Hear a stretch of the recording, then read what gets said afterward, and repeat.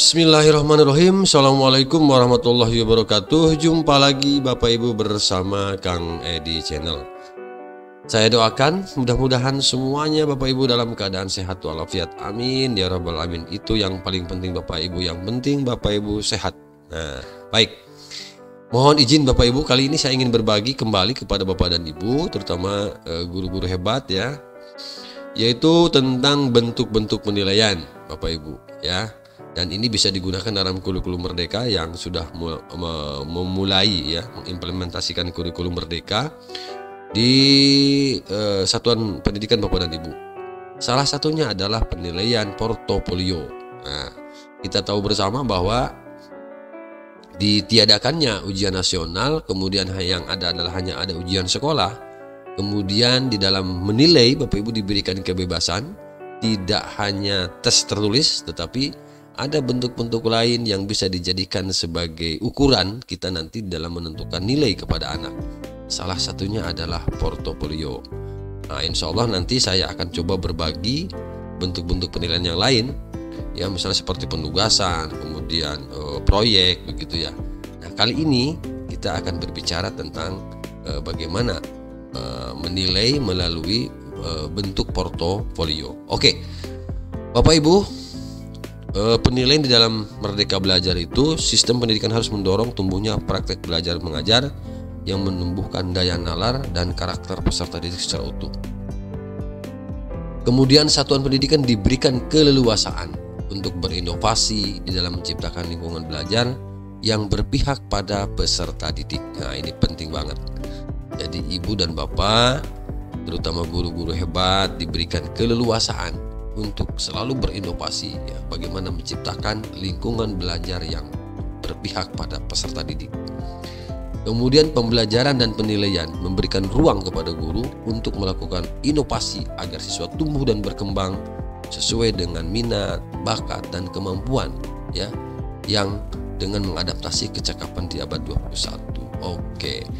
Nah, ini penilaian dalam Merdeka Belajar. Artinya Bapak Ibu guru diberikan kebebasan, kemudian guru diberikan keleluasaan ya, kemudian guru juga diharapkan mampu berinovasi di dalam pembelajaran sehingga anak tumbuh dan berkembang dengan baik, anak senang belajar ya begitu. Sehingga insya Allah kalau anak sudah senang belajar, hasilnya akan tentu dengan sesuai dengan harapan kita.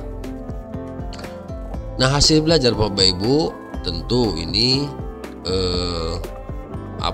mengembangkan kompetensi ya, bagaimana instrumennya, bagaimana ketika kegiatan yang dilakukan oleh pendidik untuk memperoleh informasi deskriptif mengenai perilaku peserta didik, kemudian bagaimana instrumennya, kemudian kompetensi yang lain, kegiatan yang dilakukan untuk mengukur penguasaan pengetahuan peserta didik, kemudian kegiatan yang dilakukan untuk mengukur kemampuan peserta didik menerapkan pengetahuan dalam melakukan tugas tertentu. Nah, ini tinggal bagaimana ibu dan bapak kompetensi-kompetensi ini mampu dibuat instrumennya. Nah, sehingga akan menghasilkan hasil belajar yang diharapkan tentu oleh kita ya sebagai guru. Nah, tinggal bagaimana bapak dan ibu mampu mengembangkan, berinovasi, menyusun instrumennya ya dari kompetensi yang bapak ibu munculkan tentu di dalam proses pembelajaran. Oke. Nah, ini ilustrasi hasil belajar Bapak Ibu. Penilaian harus mencakup semua aspek kompetensi ya, baik itu kognitifnya, afektifnya, psikomotoriknya begitu ya, dengan menggunakan berbagai teknik penilaian tentunya ya. Ada tertulis, kemudian ada proyek ya Bapak Ibu. Dan itu tergantung karakter Bapak dan Ibu ya di sekolah, atau tergantung karakter dan karakteristik peserta didik Bapak Ibu juga di sekolah, sehingga ini banyak pilihan dan mampu Ibu mengembangkan. Sebab ini adalah kompetensi mapel, kompetensi mata pelajaran. Nanti apakah nanti akan berbentuk tes tertulis misalnya, atau proyek, atau yang lain seperti penugasan, portofolio dan lain-lain. Nah, ini kira-kira ilustrasi hasil belajarnya seperti itu. Oke. Nah, ini bentuk-bentuk penilaian Bapak Ibu. Yang pertama ada portofolio. Nah, ini pilihan ini sebenarnya bisa untuk dijadikan bahan Bapak Ibu nanti di dalam menyusun asesmen atau penilaian, baik itu asesmen formatif maupun sumatif. Ya, bisa itu. Nah, bentuk-bentuk penilaian seperti portofolio ya, penugasan, praktek, proyek, produk, tes tertulis, tes lisan, ini adalah pilihan. Nah, silakan nanti bagaimana Ibu dan Bapak mampu mengemas mau bentuk penilaian apa yang akan digunakan ketika proses pembelajaran berlangsung maupun proses pembelajaran berakhir. Ya, ini adalah pilihan. Oke, kali ini kita masih berbicara nomor 1. Insya Allah nanti kita akan berbicara juga yang lain yang ada di bawahnya, bentuk-bentuk penilaian ini, begitu Bapak Ibu. Oke, fokus kita ke portofolio Bapak Ibu. Ya, asesmen portofolio diartikan sebagai upaya menghimpun kumpulan karya atau dokumen peserta didik yang tersusun secara sistematis dan terorganisir yang diambil selama proses pembelajaran. Kemudian penilaian portofolio merupakan salah satu metode penilaian berkesinambungan dengan mengumpulkan informasi atau data secara sistematik atas hasil pekerjaan seseorang. Oke. Kemudian aspek yang diukur dalam penilaian portofolio adalah 3 domain perkembangan psikologi anak, yaitu kognitif, efektif, dan psikomotorik. Di awal tadi sudah saya sampaikan. Jadi ini mungkin perbedaan dari asesmen portofolio dengan penilaian portofolio. Secara umum sama ya, dimana kesamaannya adalah ya mengumpulkan sama-sama menghimpun sesuatu. Kalau di asesmen portofolio misalnya, ini menghimpun kumpulan karya atau dokumen. Nah, di penilaian portofolio kata kuncinya adalah mengumpulkan informasi atau data secara sistematis atas hasil pekerjaan seseorang. Oke, kita tidak mencari perbedaan, tapi bagaimana kedua bentuk ini, asesmen dan penilaian ini adalah ujungnya nanti Bapak Ibu adalah sesuatu yang bisa dihasilkan, sesuatu yang bisa dimunculkan, sesuatu yang bisa diperoleh setelah anak melakukan atau melaksanakan proses pembelajaran. Nah, ini portofolio. Fungsi dan tujuan sekarang Bapak Ibu. Fungsi dan tujuan portofolio. Fungsinya untuk apa? Sebagai sumber acuan dan untuk melihat pencapaian yang telah diraih oleh orang yang bersangkutan. Nah, ini sebagai sumber acuan. Kemudian tujuannya apa? Pertama, mengetahui perkembangan yang dialami siswa, mendokumentasikan proses pembelajaran yang berlangsung, memberi perhatian pada prestasi kerja yang terbaik, meningkatkan efektivitas, kemudian melakukan refleksi diri, kemudian memberikan kesempatan siswa bekerja sesuai dengan perbedaan individu. Luar biasa Bapak Ibu, ini menarik sekali sebab di portofolio itu segala ada ya. Tidak hanya sekedar mengumpulkan dokumen, tidak hanya sekedar mengumpulkan informasi, tetapi anak dilatih disiplin, dilatih menghargai waktu ya, dilatih untuk mengembangkan ide gagasan-gagasan yang muncul daripada anak. Nah, ini adalah tujuan dari portofolio. Nah, jenis-jenisnya banyak ternyata Bapak Ibu. Jenis-jenis portofolio itu, yang pertama ada portofolio kerja, ada portofolio dokumentasi, ada portofolio pilihan. Nah, nanti kita coba jelaskan ya. Nah, portofolio kerja Bapak Ibu, working portfolio. Portofolio kerja merupakan semua koleksi hasil kerja pada suatu mata pelajaran atau kompetensi pada periode waktu tertentu. Nah, ini namanya portofolio kerja. Kemudian portofolio kerja mempunyai fungsi formatif dan diagnostik. Wow, luar biasa. Artinya apa? Artinya bisa dijadikan sebagai bahan penilaian formatif dan diagnostik. Artinya kemampuan anak sampai sejauh mana kita ukur ya di dalam menyajikan materi. Nah, setelah materi tersampaikan, kemudian kita analisa, kemudian kita jadikan sebagai bahan rujukan kita dari mana kita mengawali pembelajaran ya. Kemudian dari portofolio atau dokumen yang kita kumpulkan itu bisa. Nah, sebab itu mempunyai fungsi sebagai diagnostik. Nah, kemudian untuk siswa, portofolio kerja sebagai bahan refleksi siswa. Oke. Untuk guru sebagai masukan guru untuk membantu siswa mengidentifikasi kelemahan, kelebihan, dan merancang strategi untuk membantu siswa mencapai kompetensi yang diharapkan. Wow, luar biasa. Nah, sekarang portofolio dokumentasi. Nah, kalau tadi portofolio kerja, sekarang portofolio dokumentasi. Yang namanya dokumen kan apa itu? Koleksi ya. Nah, portofolio dokumentasi adalah koleksi hasil kerja siswa pada suatu mata pelajaran pada suatu periode waktu tertentu. Nah, karakteristiknya seperti apa? Portofolio dokumentasi tidak hanya berisi produk hasil kerja siswa, tetapi juga memuat informasi mengenai proses dalam menghasilkan produk tersebut. Kemudian portofolio dokumentasi hanya berisi hasil kerja pilihan terbaik.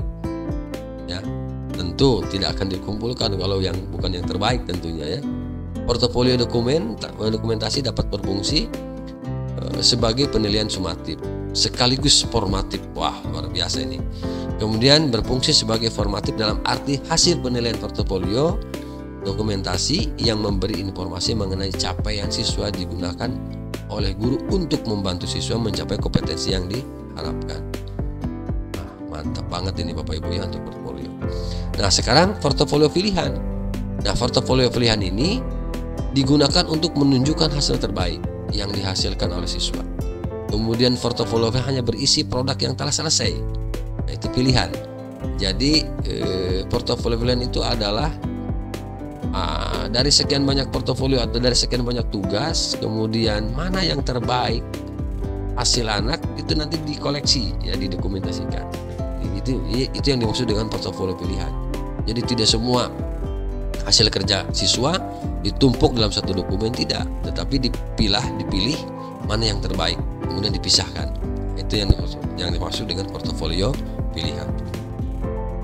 Merancang penilaian portofolio. Nah, ini bentuk portofolio termasuk isi dan siapa yang menentukan isi portofolio gitu ya. Kemudian guru menentukan apa tujuan dari portofolio. Nah, begitu seperti itu Bapak Ibu. Jadi itu harus dirancang sehingga kalau tidak dirancang nanti biar tidak runut gitu ya, tidak runtut. Maka harus dirancang. Nah, tujuannya apa Bapak Ibu? Guru harus menentukan apa tujuan dari portofolio yang disusun. Yang pertama, apakah untuk memantau proses formatif atau menilai capaian hasil belajar, ataukah gabungan keduanya. Yang pertama tujuannya adalah untuk memantau proses dan terutama untuk mendorong siswa melakukan refleksi.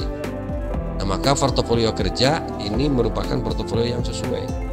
Itu yang pertama. Yang kedua, apabila portofolio untuk memantau perkembangan sekaligus menilai capaian hasil belajar siswa, maka portofolio dokumentasi merupakan pilihan yang sesuai. Nah, kemudian apabila tujuannya hanya untuk menilai hasil akhir, maka adalah portofolio pilihan. Jadi ini adalah untuk memilah dan memilih portofolio masuk kepada dalam bentuk portofolio yang mana. Kalau tadi hasilnya untuk menilai, kalau tadi tujuannya untuk menilai hasil, maka masuk ke dalam portofolio pilihan. Nah, kalau hanya untuk memantau perkembangan sekaligus menilai capaian hasil belajar siswa, maka portofolio dokumentasi. Kemudian untuk memantau proses dan terutama untuk mendorong siswa melakukan refleksi, maka portofolio kerja. Ini perbedaan dari beberapa jenis portofolio. Nah, tergantung nanti Bapak Ibu mau yang mana ini. Silahkan dipilih ya, begitu. Nah, ini alur penilaian portofolio.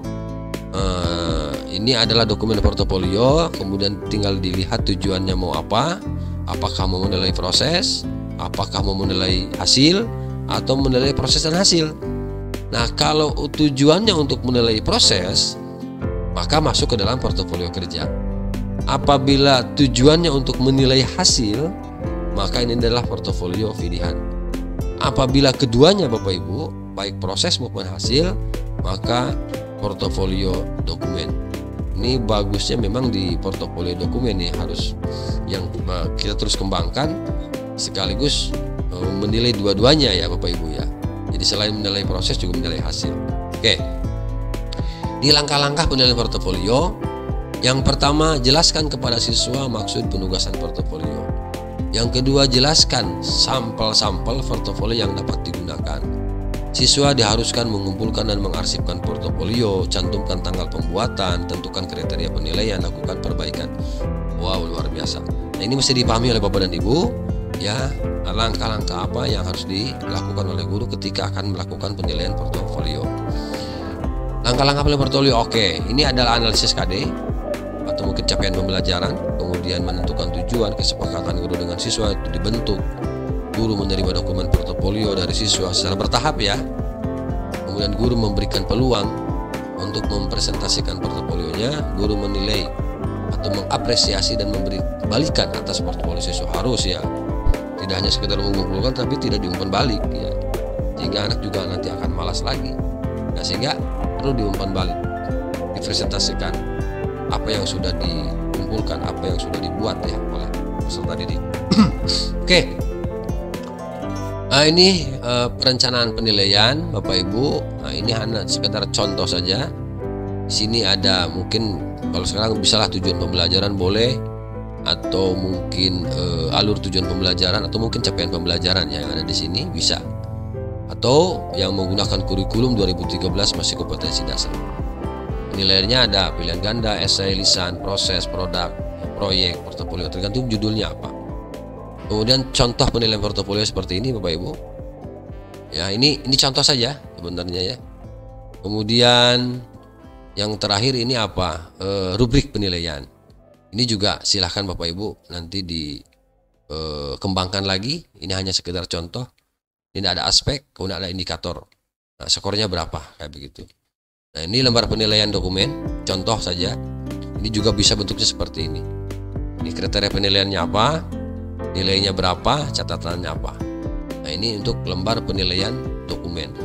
Jadi silahkan dikembangkanlah bagaimana Bapak Ibu mengarahkan anak, kemudian juga disesuaikan dengan kemampuan anak juga.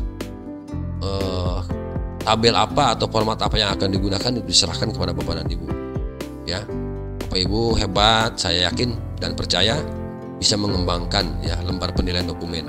Apa yang diinginkan. Ya, aspek apa, kemudian skornya berapa, nilainya berapa. Oke, itu saja barangkali Bapak Ibu yang dapat saya bagikan terkait dengan penilaian portofolio. Ini luar biasa Bapak Ibu, dan bisa dipamerkan sebenarnya hasilnya ya, ketika nanti akhir tahun kenaikan kelas, hasil karya anak ya, kemudian hasil kerja anak itu nanti bisa dalam bentuk pamerannya dipajang, kemudian ditawarkan juga kepada orang tua bisa ya. Karena apa? Orang tua akan bangga ketika melihat hasil kerja anak itu dipamerkan atau dipamerankan begitu ya. Mudah-mudahan ini bisa membantu Bapak Ibu bagaimana penilaian portofolio bisa dilakukan, dan ini sebagai pilihan ketika akan menentukan nilai. Jadi ujian sekolah itu tidak harus tertulis sebenarnya. Boleh ya bentuk-bentuk lain dalam menilai, salah satunya adalah portofolio.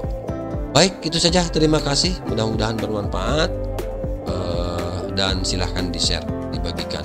Oh iya, jangan lupa yang belum subscribe di subscribe terlebih dahulu. Terima kasih. Assalamualaikum warahmatullahi wabarakatuh.